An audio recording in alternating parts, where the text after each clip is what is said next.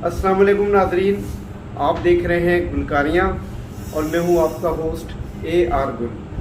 नाजरीन, आज हम सकाफ़त के साथ साथ अदब की दुनिया में एक नाम बनाने वाली शख्सियत सादत हसन मंटो के हवाले से बात करेंगे, जिनका 110वां यौम पैदाइश आज 11 मई को मनाया जा रहा है। जैसा कि आप जानते हैं कि उर्दू अदब की दुनिया में करशन चंद्र, अमृता प्रीतम, अहमद नदीम कासमी, ग़ुलाम अब्बास, इम्तियाज़ अली ताज, अशफाक अहमद, बानो कुदसिया, फहमीदा रियाज, फातिमा सुरैया भजिया और इस तरह की दीगर नामवर लिखारी जो है उन्होंने उर्दू अदब की दुनिया में अपना नाम और मुकाम बनाया।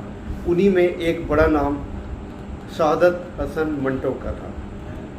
मंटो के हवाले से ये कहा जाता है कि उसने गुर्बत की दुनिया में मुफलिसी में यानी कि अपनी आँख खोली और उनकी 43 साल ज़िंदगी इसी जद्दोजहद में गुजरी। सादत हसन मंटो 11 मई 1912 को लुधियाना में पैदा हुए थे। इस लिहाज से आज उनका 110वां जन्मदिन मनाया जा रहा है।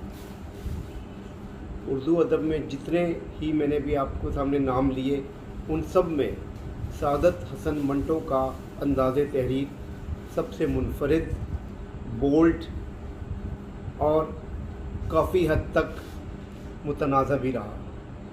उन्हें बदनाम अफसाना निगार के तौर पर भी याद किया गया, क्योंकि उनकी तहरीर में माशरे के जो किरदार थे, चलते फिरते किरदारों की अक्कासी इस अंदाज से की गई कि बाद लोगों को वो हज़म नहीं हो सकी। सादत हसन मंटो ने जिस फैमिली में आँख खोली वहाँ गुर्बत का राज था, इसीलिए वो अपना तालीमी सफ़र भी जारी नहीं रख सके।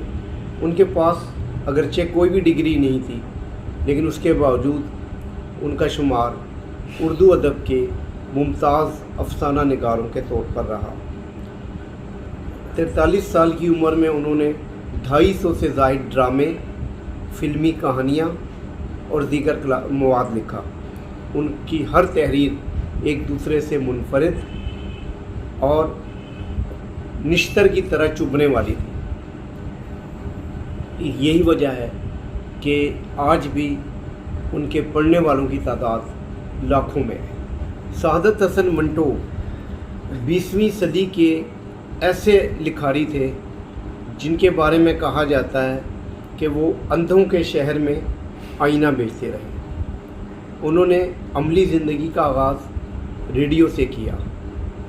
रेडियो पर उनके अफसाने आओ, 3 औरतें, मंटो की कहानियाँ और इस तरह के दीगर खेल पेश किए गए, जिन्हें बेहद पजीराई मिली।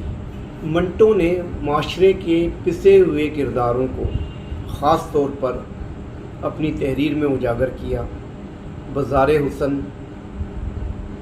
के जो कैरेक्टर थे वो उनके साथ साथ माशरे में दौलत की गैर मुनसिफाना तकसीम को जो है उन्होंने नापसंद करते हुए, चूँकि वो ख़ुद गुर्बत में उन्होंने आँख खोली थी, लिहाजा उन्होंने माशरे में ऐसे लोग जिनके पास बेपनाह दौलत थी और दूसरी तरफ गरीब गुरबा थे, इस चीज़ को उन्होंने उजागर करने की कोशिश की।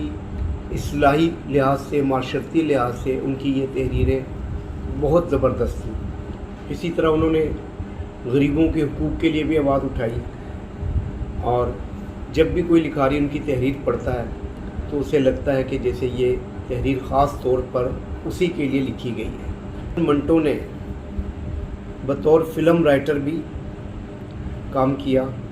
उनके जो लिखे हुए स्क्रिप्ट थे वो 8 दिन, चल चल रे नौजवान और मिर्ज़ा गालिब,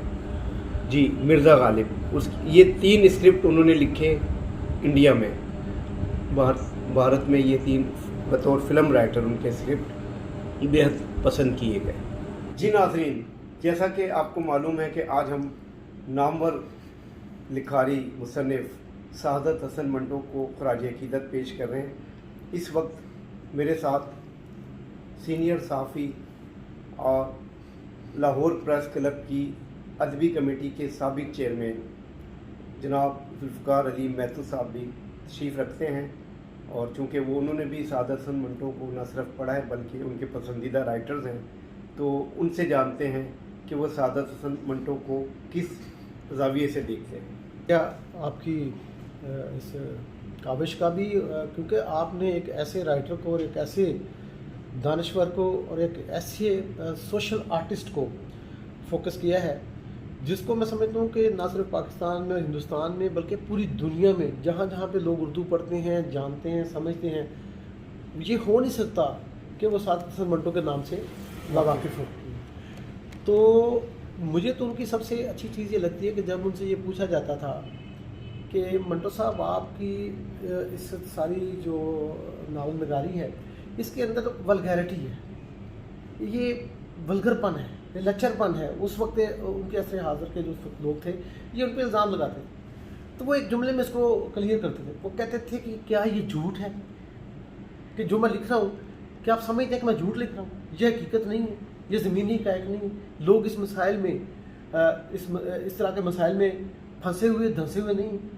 تو میں سمجھتا ہوں کہ سچ کی یہ قیمت تھی، ہوتی ہے ہمیشہ، اور سعادت حسن منٹو نے ادا کی، آج تک ادا کر رہے ہیں، کیونکہ ان کا ایک مخالفین کا ایک حلقہ جو ہے وہ اب بھی موجود ہے، لیکن ان کو چاہنے والے بھی اس سے ڈبل بلکہ 10 گنا زیادہ تعداد میں موجود ہیں، کیونکہ انہوں نے حقیقت بیان کی اور ایک ایسے انداز میں بیان کی کہ جو عام فہم تھی، عوامی تھی۔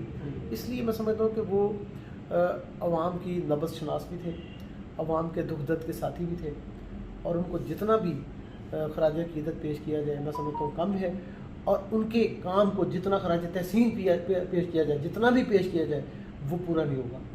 تو میں سمجھتا ہوں کہ آپ کی کاوش کو جو ہے وہ بہت سراہنا چاہیے۔ آپ نے بہت امپورٹنٹ ایشو، بہت ہی اہم شخصیت کو اس برصغیر کی جو ہے ان کو یاد کی۔ شکریہ، بہت شکریہ مہندی صاحب آپ